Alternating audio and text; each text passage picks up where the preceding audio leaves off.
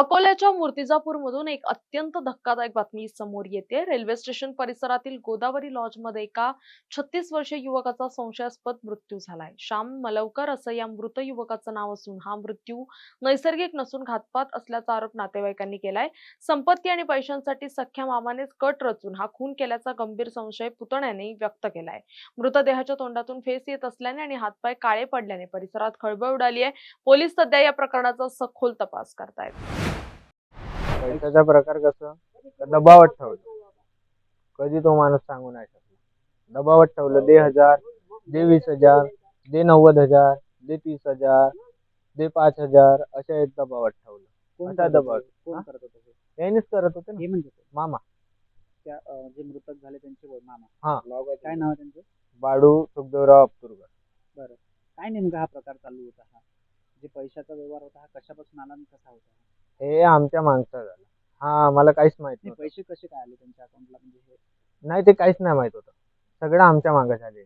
आमच्या मागचा व्यवहार आहे. माहित नाही कधी काय झालं, कधी विकल्या गेलं वावर, कधी टोकन भेटलं, म्हणजे काय एकंदरीत हे भेटलं जे काय. पैसे आहेत हे शेत विक्रीचे पैसे होते हा असं म्हणायचं. हा. बरं. हा. काय होतं ते? ते म्हणजे आता शेत विकल्या आणि पैसे आले अकाउंट मध्ये जायच्या. किती पैसे आले होते?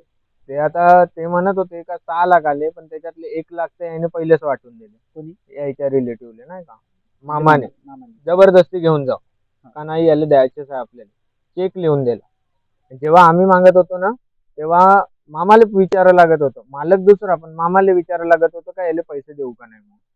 अशी कंडिशन होती. काय वाटतं तुम्हाला हे मृत्यू आहे की ते काही ना काही घातच केला काही असं. काऊन का जेव्हा तो व्यक्ती आमच्याकडे होता ना तेव्हा इतकी दारू प्यायचा तरी ठीकठाक होता. काहीच नव्हतं. पडतपर्यंत दारू प्यायचा होता पण तरी काहीच नाही ना. आता एकदमच असं माहित पडलं काल, तसंच आम्ही बसलो आणि तसंच आलो. मामा इथं जवळ राहून तरी मामा नाही येऊ शकला. मामानं जे केलेलं आहे ते सर्व काय काही काय कोण मामा? मामा बाळू अप्तुरकर यानंच त्याचे शेत विकलं, परस्पर विकलं. कारण की तो एवढा म्हणजे दारूच्या नशेत होता की त्याला काय करावं हेच नाही सुचत. तो खरंच सांगा शेत विकू शकेल का. मामानंच त्याले शेत ते घाटोळे आहेत ते याच्यासोबत व्यवहार मामानं केला. नाव त्याचं घातलं. मामा त्याला घेऊन गेले नशेत. आता ते नशेत घेऊन गेले, त्या नशेतच व्यवहार केला. व्यवहार केवढ्याचा झाला त्या मामाला माहीत आहे आणि त्याला माहीत आहे. ॲक्च्युअलमध्ये व्यवहार किती झाला हे कोणालाच माहीत नाही त्या दोघांशिवाय. याला ते लॉजमध्ये ठेवत होते आणि कोण ठेवत होते? मामा लॉजमध्ये ठेवत होते आणि ते लॉजचे पैसे मामा देत होते. मी सकाळी त्या लॉजवाला विचारलं त्याने तेच सांगितलं. आणि हा दारूच्या एवढा हे होता. एकंदरीत मला सांगा हे जो मृत्यू आहे हा नैसर्गिक मृत्यू झाला असं म्हटलं जात आहे. उष्माघातामुळे झाला असं त्याची बोललं मी जातं. बॉडी पाहिलीच नाही. कारण की मी जेव्हा सकाळी गेलो होतो ना मग रात्री फोन आला तर मी काही गेलो नाही. कारण गेलो याच्या कारणानं नाही की या मामाला मी रात्री फोन केला होता तर यानं मला फोनवर म्हटलं की ते आमचं आम्ही बघून घेतो, तू काही हे नको. म्हटलं अरे बा तू माझ्या म्हटलं काका आहे म्हटलं, माझ्या वडिलाचा तो सक्का चुलत भाऊ आहे. त्याच्यामुळे हे मामा म्हणत ते आमचे व्यवहार आम्ही बघून घेऊ म्हणत, तुला काही याच्यात करायचं नाही आहे म्हणत. या मामानं ते जो आर्थिक व्यवहार झाला, किती पैसे खाल्ले, किती पैसे हे केले. आता एक देशी पिणारा माणूस एक 6 महिन्यात एवढे पैसे उडू नाही शकत. देशी पिणारा जो 100ची 200 रुपयाची दारू पिईल, 8 लाखाची दारू पिणार आहे काय? 8 लाखाची दारू कधीच नाही पिऊ शकत तो. ते तर पैशाच्याच बाबतीत आहे. शेतीच्या प्रकरणामध्ये पैशाच्या बाबतीत खूप साऱ्या गोष्टी आमच्यापासून लपवून ठेवल्या. माझ्यापासून, इव्हन माझ्यापासून तर हे आत्ताच नाही चालत आलं आहे, माझ्या आईपासून चालत आलेलं आहे. ते शेती होती माझ्या आजोबाच्या नावाने. आजोबाला एकच मुलगा नव्हता, त्याचे नातू पण होते, त्या मोठा मुलगा पण होता. ठीक आहे. पण कालांतराने त्याच्या आईची म्हणजे मृतक व्यक्ती जो आहे माझा काका आता लखन मालवडकर, त्याच्या आईची कॅन्सरची म्हणजे बिमारी माहीत पडताच त्याच्या मामानेच संपूर्ण इलाज केला. तो पण पैसे इकडून तिकडून काढूनच त्याच वावराच्या भरोश्यावर लोन काढून हे काढून तोच इलाज केला. काही स्वतः पैसे नाही लावले. तर त्या संदर्भात त्यावेळेस की 5 वर्ष दिलाय, 6 वर्ष दिलाय ठिकाणं म्हणून आम्हाला सांगत गेला. तसंच म्हणून आम्ही ठीक आहे. आमच्यापासून व्यवहार तर क्लिअर कधीच नाही केला.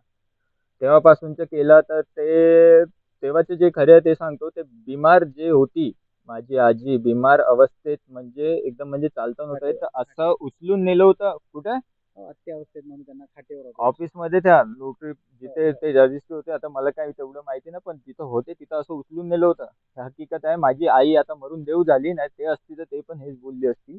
पण तिनं असं कधी वाईट कोणाचं चितलं नाही, आम्ही पण नाही चितलं. आम्ही कोणाचं वाईट चितलं नाही, पण आमच्या सोबत जे घडलं आहे वाईट, ते खूप म्हणजे वाईटच घडलं आहे. आणि त्याच्या एकट्याच्या नावावर करून दिलं ते वावर. एकच मुलगा होता का दशरथ मलवडकरला, त्याचे नातू पण होते, सून पण होती मोठी, त्याच्या एकट्याच्या नावावर करून दिलं. व्यवहार कोण केले? मामानं. कोणाच्या मागं? आमच्या मागं. तो काही बोलत नव्हता बिचारा, तर त्याला मुठीत दाबून यांना व्यवहार केले. कोणी केले यांनी म्हणजे? बाळू सुखदेवराव अप्पूरकर, म्हणजे त्याने मृतक व्यक्तीचा माझ्या काकाचा मामा सक्का. त्याने व्यवहार केले. त्याचं काम होतं आमच्या सोबत 2-2 वाजता, 1-1 वाजेपर्यंत रात्रीचे. आम्हाला काही एवढा फ्री टाइम नाही, आम्ही पण मजुरीवाले माणसं, आम्हाला पण जॉब आहे, हे आहे, घर आहे, दार आहे, आम्हाला स्वतः कमवून स्वतः खाणं आहे. त्या याच्यामध्ये आमच्या समोर गोड गोष्टी बोलून की नाही, आम्ही काय म्हटलं नव्हतं की द्या आम्हाला म्हणून, नावावर करून द्या म्हणून. आम्ही फक्त एकदा म्हटलं होतं की बा तुमची इच्छा, करून देताय नाही देताय. त्यांना पण जबरदस्ती नव्हती केली, काकाला पण. मरून देव झाला बिचारा. त्याच्या तोंडावर विचारलं असतं तरी तो हेच बोलला असता की यांच्या कधीच काही त्रास नव्हता म्हणून, का कधी बोललं असं मला करून दे बा, काही टॉर्चर केलं असं, असं काहीच नव्हतं. सांभाळलं आम्ही, आमच्याच्यान जेवढं होते तेवढं सांभाळलं. मागे त्याचं असंच झालं होतं, तर आम्ही तिथंच राहून स्वतः नाही होत आमच्याच्यानं प्रायव्हेटमध्ये, आम्ही सरकारीमध्ये त्याचा इलाज केला, वाचवलं, ठेवलं आम्ही. आजच्या मृत्यूबद्दल काय वाटत आहे? तेच सांगत आहो ना तुम्हाला, की यांनी जे व्यवहार केले आहे ना वावराबद्दलचे, हे पाठीमागचे व्यवहार केले सगळे. पैसा खाल्लेला आहे मामानं, हे गोष्ट मी क्लिअर बोलतो. तोंडावर बोलतो, मागं बोलतो. आता तेव्हा पण झुलवत आले, ठीक आहे नाही करत आहे तुम्ही. तो मृतक व्यक्ती नाव टाकायला तयार होता, वारस चढवायला तयार होता आमच्या दोघांना, तो स्वतःच्या मर्जीने. पण मामा म्हटला त्याचा, बाळू अप्पूरकर, की नाही चढवायचं. बरं, आता जो मृत्यू झाला बोलल्या जात आहे नैसर्गिक मृत्यू आहे. नाही, असूच नाही शकत. माझ्या तरी म्हणण्यानं असू नाही शकत. एकंदरीत जे डेड बॉडी पाहिली, मी सकाळी आलं, सकाळी 5 वाजता इथं हजर झालो, 6 वाजता मी उपजिल्हा रुग्णालयामध्ये हजर झालो मूर्तिजापूरच्या. तर ते बॉडी बघितली मी 8 वाजता. बॉडी बघूनच समजून गेलो. पूर्ण हात असे चिमून गेले होते, लाल पडले होते, आणि हिरवे काळे हे बोट कोणाचे होते? इथं हिरवे घाव होते पाठीवर. मारल्याची घटना समोर येते की रेल्वे स्टेशनवर मारलं होतं मामाने एक वेळा, म्हणून हे 2-3 महिन्याच्या अगोदर पायपाने.